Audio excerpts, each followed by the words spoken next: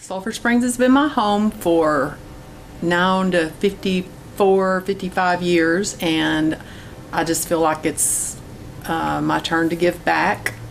I've been on the Planning and Zoning Commission. It's been a while. I was on the Downtown Revitalization Board and enjoyed that, but it came time to go back to the family business, and so I spent a lot of years doing that, and I've just found myself in a place where it's time to carve out a new future, and I'd love to help Sulphur Springs do that too. The experience that you gained with the Planning and Zoning Board and also with the revitalization program, that's going to come into play, I would think, in what you're going to do for the city. Yeah, I think it probably will. We'll draw on some past experiences and again, focus on the future and just make Sulphur Springs better and better. We've done that over the last decade, and I'd just like to be a part of carrying it on. Looking at the future of Sulphur Springs, what are some of the things that you see in that future? Maintaining the good that we've done. There are some areas that we need to improve on. I think everyone would agree that there are some areas that have been maybe pushed aside for the sake of some other things, and for some very, very good things. But you can't do everything at once, and so we need to work on some other areas too. Prioritizing for the city, what are some of your priorities for the city? I think probably at this point I would say that our streets need some help. But again, you know, there's only so much you can do. We've got some great new streets. We've got Houston Street, we've got South Locust, we've got South Moore, we've got Radio Road. We've got some great new streets. And we've got some big ones that need some work. But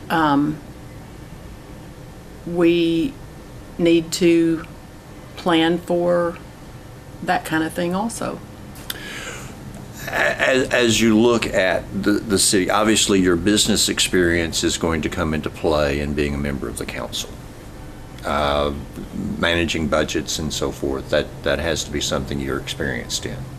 Yeah, obviously I've had a business background and learned from one of the best. My dad, Bill Watts, was the owner of the company, of course, for 20 years, and now I've been the owner of the company for 17 years, and yeah, I would love to use that for the city's benefit.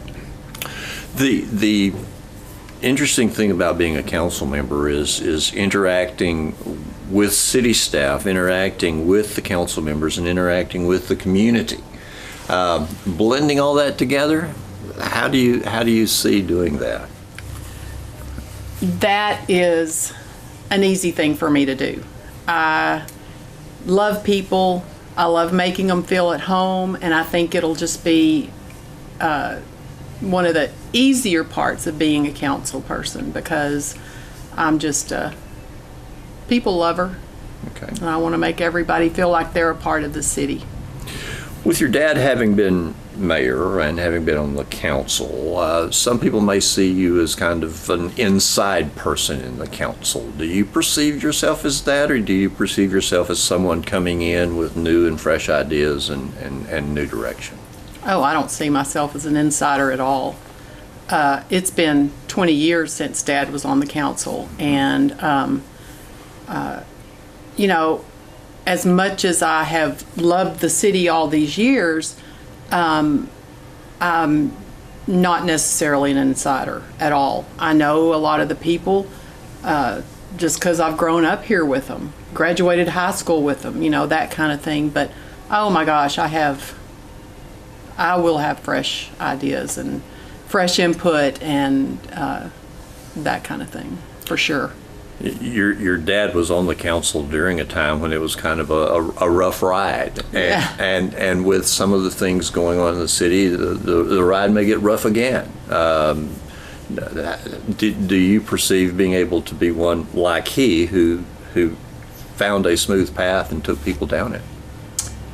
I do, and I don't know if this is a good or bad thing, but I've been told I'm a chip off the old block, and so I learned business sense from him. I learned a spiritual sense from him, and my love of people, I feel like, also comes from him. He's a pretty amazing man, and he's taught me well, and I have no trouble going against a grain if I have to, or being more businesslike and less friendly if I have to. I'm not, I'm a sweet gal, but but you run a business, and so exactly. When you look at the development that's going on in the city, a lot of time and money has been spent downtown, and some are saying that there needs to be a look outside of the downtown area. What's your perception of that? I feel like that's true to a point. The work that we've done downtown needs to be maintained. It was neglected for 50 years. We had one little program go on in the 80s or 90s that didn't ever really take off, and other than that, it's just been, it is what it is kind of thing. So I do want to see it maintained. I want to see it. I sit downtown in restaurants or various places, and I see people come in from out of town. They're spending their money here, and I think that's important. I know for a fact that people come here with thoughts of eating here, playing here, staying in our hotels, and that's a good thing. That's a great thing. But are there areas outside of downtown that need to be addressed? Sure. Okay. Industrial growth is always slow in a smaller town, but Silver Springs has seemed to be very successful with that industrial growth. Do you perceive that continuing also, or are you going to try to do some things to kind of improve that? Oh, I hope so. I think we need jobs, and I think we need industries coming in for sure. Okay. For sure. Is there any specific thing that you want to say to the voter, kind of summarizing all of this? Is there a specific thing you want to say to the voter in Silver Springs regarding your candidacy for Place 2? I guess I would just like to say that I've come through a rough time the last year. This town has supported me and helped me along, and I just, first of all, want to say thank you for that. And if I can give back just a little bit to say thank you for that, then that's what I'd like to do. My husband and I had an amazing life here. We raised our kids here, and now it's time to focus on the future here.